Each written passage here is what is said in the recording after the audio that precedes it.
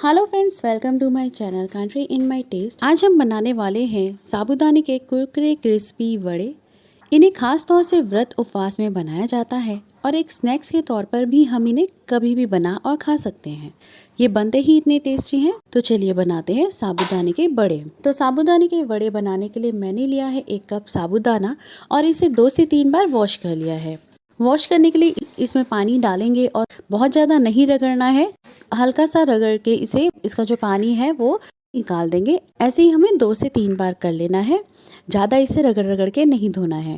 अब इसे पानी डाल के 3 से 4 घंटों के लिए भिगो देंगे और ध्यान रखना है कि जब इसे भिगोएं तो पानी बिल्कुल भी ज़्यादा ना हो, नहीं तो ये स्टिकी हो जाएंगे, यानी चिपचिपे हो जाएंगे। बन तो ये उससे भी जाते हैं, लेकिन ये अगर स्टिकी हो जाते हैं तो ये ज़्यादा तेल एब्जॉर्ब कर लेते हैं। अगर मेज़रमेंट के हिसाब से देखें तो अगर 1 कप साबूदाना है तो 2 कप ही पानी डालें। 4 घंटे हो चुके हैं, देखिए चेक कर लेते हैं। साबूदाना एकदम अच्छे से फूल गया है, कैसे खिला खिला है मोती की तरह। ये देखिए एकदम अलग अलग है, ये चिपचिपाहट बिल्कुल नहीं है। हम इसे दबा के देखते हैं तो देखिए एक दाना देखिए कैसे मैश हो रहा है ये, तो हमें ऐसा ही साबूदाना चाहिए। अब मैं ले रही हूँ 4 बॉइल्ड आलू और इन्हें ग्रेट कर लिया है मैंने। आप चाहे तो इससे ज़्यादा आलू भी ले सकते हैं। अब यहाँ देखिए, अगर साबूदाना आलू से ज़्यादा हो जाएगा तो भी बड़े सही नहीं बनेंगे, फट जाएंगे और हार्ड हो जाएंगे, क्योंकि साबूदाना कड़क हो जाएगा तल के। तो इसलिए आलू और साबूदाने का रेशो बिल्कुल सही होना चाहिए। तो इसलिए रेशो के हिसाब से बात करें तो जितना साबूदाना होगा उससे डबल आलू होने चाहिए, क्योंकि अगर साबूदाने की क्वांटिटी ज़्यादा हो गई तो भी जो हमारे वड़े हैं ये सही नहीं बने, फट सकते हैं, ये खाने में कड़क लगेंगे। अब इसमें डालेंगे सेंधा नमक, क्योंकि हम व्रत के लिए बना रहे हैं। तो यहाँ मैंने डाला है 1.5 टीस्पून सेंधा नमक, 1.5 टीस्पून काली मिर्च का पाउडर डाल रही हूँ, 1 टीस्पून हरी मिर्च डाल रही हूँ बारीक कटी हुई, 1 टीस्पून जीरा डाल रही हूँ मैं। और अगर आप व्रत में जीरा नहीं खाते हैं तो इसे ना डालें। अब यहाँ आप हरा धनिया भी डाल सकते हैं। अगर आप व्रत के अलावा इन्हें बना रहे हैं तो आप इसमें लाल मिर्च पाउडर, चाट मसाला वगैरह भी इसमें डाल सकते हैं।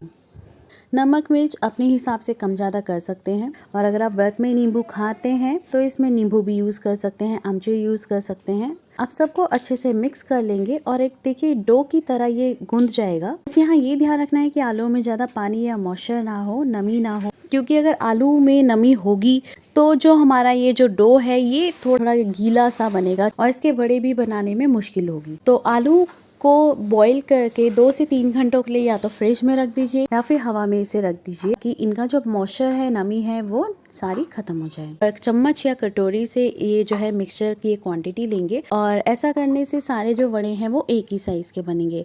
तो यहाँ मैं 1 चम्मच ले रही हूँ और हाथों में ये मिक्सचर थोड़ा चिपकता है तो हाथ में थोड़ा सा घी या तेल लगा लीजिए। आप इसे किसी भी शेप में बना सकते हैं, चाहे तो आप इसे गोल बना लीजिए या फिर इसे किसी भी शेप में बना लीजिए।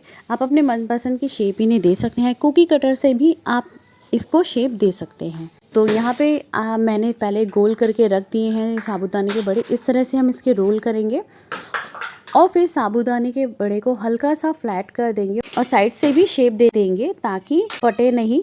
इसी तरह से हम सारे वड़े बना के रख लेंगे। तो इस तरह से 2 बैचेस में मेरे वड़े बने हैं। हम इन्हें डीप फ्राई करके बनाएंगे।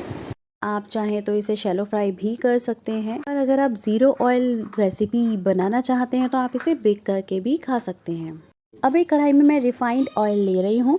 आप चाहें तो देसी घी या कोई भी ऑयल जो आप व्रत में खाते हो, यूज़ करते हो, वो आप ले लीजिए। तो मैं ले रही हूँ रिफाइंड ऑयल और इसको मैंने अच्छे से तेज़ आंच पे गरम कर लिया है। इसका तेज़ फ्लेम में होना बहुत ज़रूरी है, नहीं तो हमारे जो वड़े हैं ये फट सकते हैं तेल में जाकर। अब सारे वड़े एक साथ नहीं डालने हैं, नहीं तो वड़े फट सकते हैं।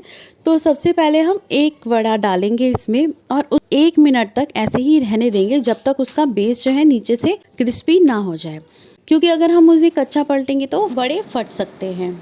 जैसे ही 1 मिनट हुआ है हमारे पहले वाले वड़े को, तब हम दूसरा वड़ा डालेंगे और ऐसे ही गैप दे दे के 1-1 मिनट का मैंने जो है 4 वड़े डाले हैं, क्योंकि मेरी कढ़ाई में 4 वड़ों की जितना स्पेस है, क्योंकि अगर साथ साथ हम डाल देंगे तो वड़े फट सकते हैं।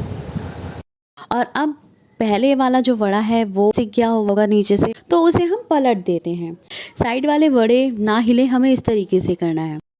तो देखिए कैसे गोल्डन हो गया है, सिक गया है ये अच्छे से। तो इसी तरीके से हम सारे वड़े जो हैं पलट देंगे धीरे धीरे, एकदम नहीं पलटने, टाइम ले लेके पलटना है। और इसको हम निकाल लेते हैं प्लेट में। तो देखिए एकदम क्रिस्पी वड़े बन करके हमारे तैयार हो गए हैं, बहुत बढ़िया बन करके तैयार हुए हैं। इन्हें व्रत के अलावा भी आप बना के खा सकते हैं, स्नैक्स के तौर पे भी कोई गेस्ट है तब भी हम इन्हें बना सकते हैं, ब्रेड में लगा के खा सकते हैं, और इन्हें आप चटनी दही के साथ सर्व कर सकते हैं। तो आप इस रेसिपी को ज़रूर ट्राई कीजिए और मेरे चैनल को लाइक, सब्सक्राइब और शेयर ज़रूर कीजिए।